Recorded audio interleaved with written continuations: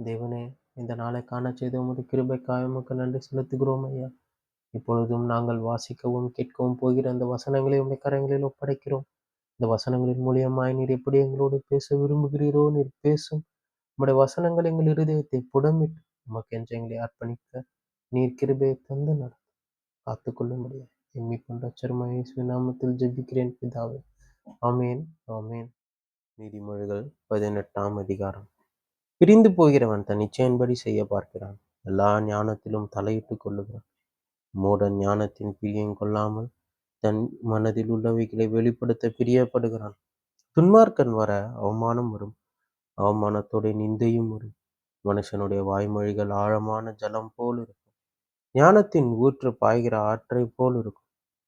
வழக்கிலே நீதிமானை தோற்கடிக்கிறதற்கு துன்மார்க்கனுக்கு முகதாட்சணியம் பண்ணுவது நல்லதல்ல.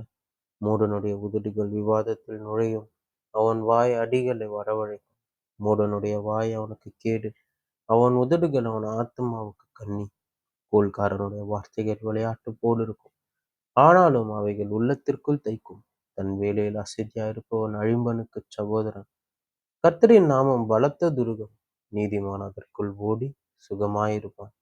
ஐஸ்வர்யவானுடைய பொருள் அவனுக்கு அரணான பட்டணம், அது அவன் எண்ணத்தில் உயர்ந்த மதில் போல் இருக்கும். அழிவு வரும் முன் மனுஷனுடைய இருதயம் இருமாப்பாயிருக்கும். மேன்மைக்கு முன்னானது தாழ்மை. காரியத்தை கேட்க முன் உத்தரம் சொல்லுகிறவனுக்கு அது புத்தியினமும் வெட்கமுமாயிருக்கும். மனுஷனுடைய ஆவி அவன் பலவீனத்தை தாங்கும், முறிந்த ஆவி யாரால் தாங்கக்கூடும்? புத்திமானுடைய மனம் அறிவை சம்பாதிக்கும், ஞானியின் செவி அறிவை நாடும். ஒருவன் கொடுக்கும் வெகுமதி அவனுக்கு வழி உண்டாக்கி பெரியோர்களுக்கு முன்பாக அவனை கொண்டு போய் விடும். தன் வழக்கிலே முதல் பேசுகிறவன் நீதிமான் போல் காணப்படுவான். அவன் அயலானோ வந்து அவனை பரிசோதிக்கிறான். சீட்டு போடுதல் விரோதங்களை ஒழித்து பலவான்கள் நடுவே சிக்கருக்கும். அரணான பட்டணத்தை வசப்படுத்துவதை பார்க்கிலும் கோபம் கொண்ட சகோதரனை வசப்படுத்துவது அரிது.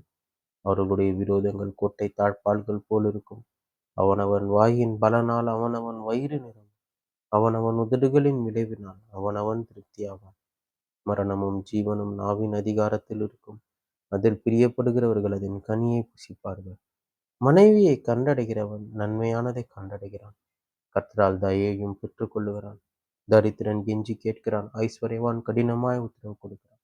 சிநேகிதர் உள்ளவன் சிநேகிதம் பாராட்ட வேண்டும், சகோதரிகளும் அதிக சொந்தமாய் சிநேகிப்பவனும் உண்டு என்பதே. ஆமேன், ஆமேன். இப்பொழுது வாசித்த கேட்ட இந்த வசனங்களுக்காக உமக்கு நன்றி செலுத்துகிறோம். ஒவ்வொரு நாளும் உமது வசனங்களை கேட்கவும் அதன்படி நடக்கவும் இன்னும் அந்த கிட்டி சேரவும் எங்களுக்கு நீர் கிருபையை தந்து நீர் நடத்தும் ஐயா. நீர் எங்களோடு இரு.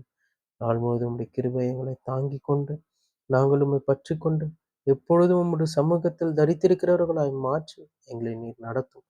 நீர் ஆசீர்வதித்து காத்து பாதுகாத்து கொண்டு இயேசுவின் நாமத்தில் ஜெபிக்கிறேன் பிதாவே. ஆமீன், ஆமீன்.